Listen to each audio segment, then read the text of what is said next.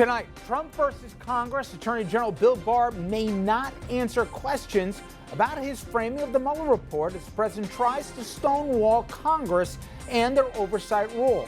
What can and should Dems do about this, and how does this all play out? We're going to turn to a former federal prosecutor for answers.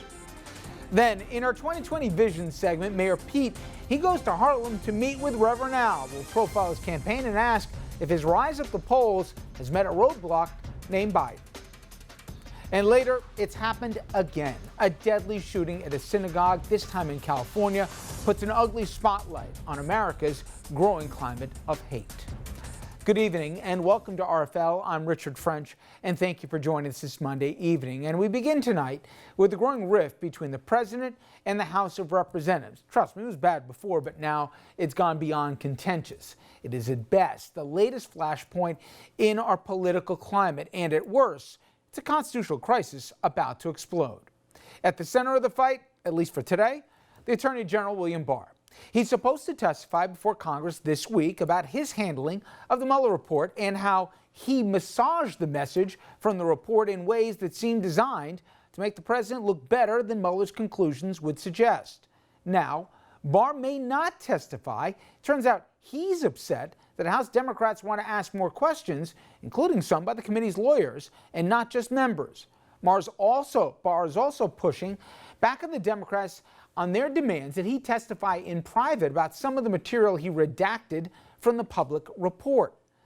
The Democrats, not surprisingly, led by Judiciary Chairman Jerry Nadler, they're now not too happy, and they're threatening to subpoena Barr and others if they refuse to testify. But this rift, it's not just about Barr or the Mueller report.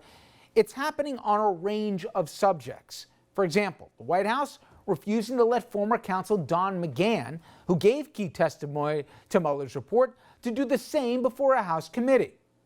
Justice Department, they're refusing to cooperate with a House subpoena over adding a question about citizenship to the 2020 census.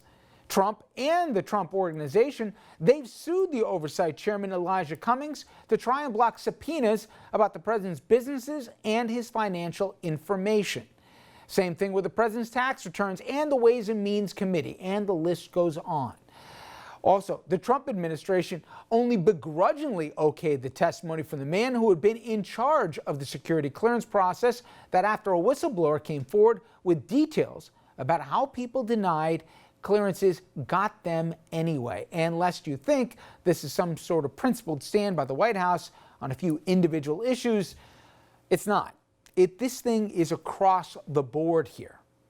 We're fighting all the subpoenas. Look, these aren't like impartial people. The Democrats are trying to win 2020. So Trump's view is countered, for what it's worth, by Harvard Law professor Lawrence Tribe, who told the Washington Post in part, quote, defying congressional subpoenas as a strategy, especially without even a colorable legal argument, and Trump has none that I can see, is surely yet another act of obstruction. He called it, quote, about as blatant an obstruction of the lawful processes of co-equal branch of government as I have ever seen. Now, the big question in front of us is, what will the Democrats in the House actually do about it? We told you they're threatening subpoenas and possible court challenges, but recently, some Democrats went much further. They proposed actions that are, well, let's just say, a little drastic. Since 1821, the Supreme Court has recognized the inherent right of Congress to hold individuals in contempt and to imprison them. That was reaffirmed in a case in 1935. Congress has the responsibility, and I would say the obligation, to hold individuals in contempt who do not comply with a lawful subpoena, who do not produce documents, and we ought to be prepared to imprison them because we have that inherent right. And if that wasn't enough here, with all that happening, you got major news that just came down this afternoon about Deputy Attorney General Rod Rosenstein. Rosenstein, the number 2 man in the Justice Department and the man who appointed Robert Mueller special counsel, he submitted his formal resignation letter to the president today. He's going to be stepping down on May 11th. Rosenstein's last major act was standing behind the Attorney General Bill Barr as Barr presented the redacted Mueller report to Congress and the nation. An appearance widely criticized for trying to frame the report, as I said, in a very favorable light to the president, given the context of that report. Now, Rosenstein also made waves last week when, speaking to a group in Manhattan, he attacked his critics and the Obama administration while defending his actions relating to the Mueller probe. He also blamed the Obama administration for not doing enough to warn about the election threat coming from Russia. He went after lawmakers who he said did not care about facts. But he also said that President Trump asked James Comey to end the entire Russia investigation, not just the investigation into one Michael Flynn. This, as the Post is reporting, that last September, after reports he offered to wear a wire on the president, Rosenstein cried before a conversation with the president where he sought to keep his job, reportedly telling Trump, "I give the investigation credibility. I can land this plane." So with that, let's bring in our guest, former federal prosecutor Stephen Mulroy. Stephen, a professor of law at the University of Memphis. And Stephen, let's first start off with Barr.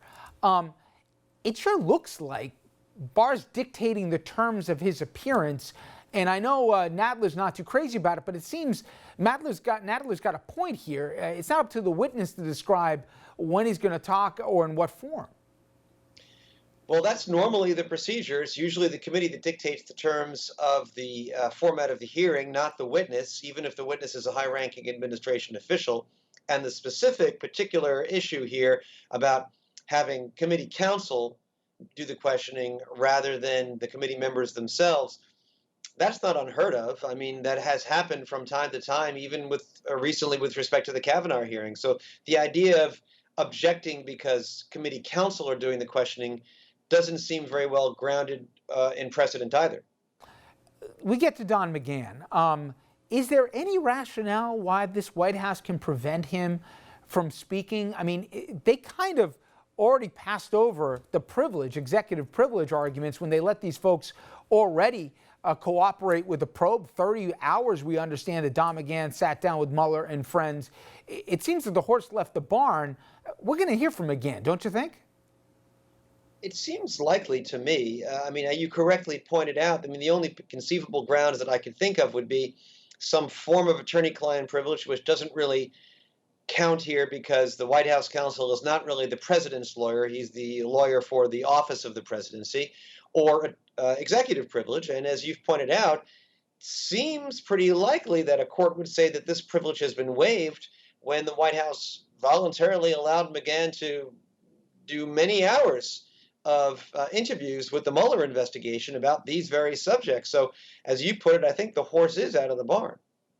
So, Stephen, help us out with a civics lesson, because the macro question is the president above the law? And in some respects, he's treated differently than the rest of us, given his job or the deference we've given. But I don't think the Founding Fathers ever intended to have as obstructionary a commander-in-chief when the probe is about himself in this case.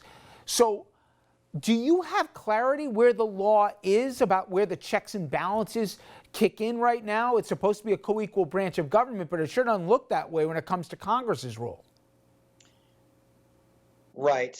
The president isn't supposed to be above the law. The law does carve out a few areas of immunity for the president. Executive privilege is one of them. We've just discussed that. There's the Department of Justice policy guidance that says that you don't indict a sitting president. Instead, you impeach him, and then you can always indict him later when he's returned to private life. We don't actually have a Supreme Court case telling us that. That's just Department of Justice guidance. But except for a few things like that, the president's supposed to be treated like anybody else for legal purposes. We do have some Supreme Court authority on the specific question of a subpoena fight between Congress or an investigator on the one hand and the president on the other, most famously in the Nixon tapes case, where the Supreme Court said that the president did have to abide by subpoenas, particularly when there's a criminal investigation. The government interest in getting that information is at its highest. The president's power is at its weakest.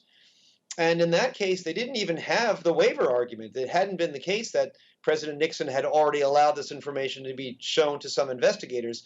So arguably, Trump's position here is even weaker than in the Nixon case. You know, Stephen, I'm asking you to go back in time. When you were in Justice and you were a federal prosecutor, it would seem to me certainly people aren't there for the paycheck. Obviously, the power attached to it. But it's also reputation and obviously where it launches you going forward. For the life of me, I haven't been able to figure out both Barr and even to a greater degree in this last week, Rosenstein. Rosenstein publicly fought back against interference in the Mueller probe.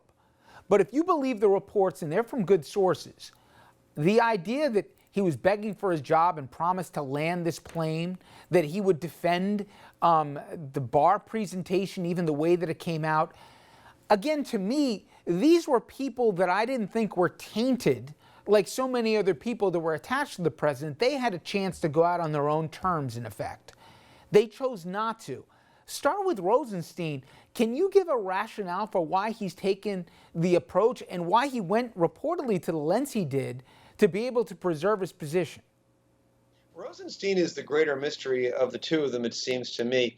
Some of what you just mentioned is reconcilable with his prior record of being an institutionalist, being independent, being concerned about not allowing the Department of Justice to become too partisan, too under the thumb of the White House. So, for example, saying, I can land this plane, I give this investigation credibility, don't fire me just yet, that's not necessarily inconsistent with that kind of a high-minded, let's protect the investigation stance. But some of these more recent comments and some of these reports about what happened behind the scenes, which we don't know, how true they are or not true, some of those are, as you point out, very puzzling indeed, and I'm not quite sure how to square that circle. With respect to Attorney General Barr, though, it's arguably less of a mystery, although, Attorney General Barr does have a good reputation for being a solid lawyer and all that.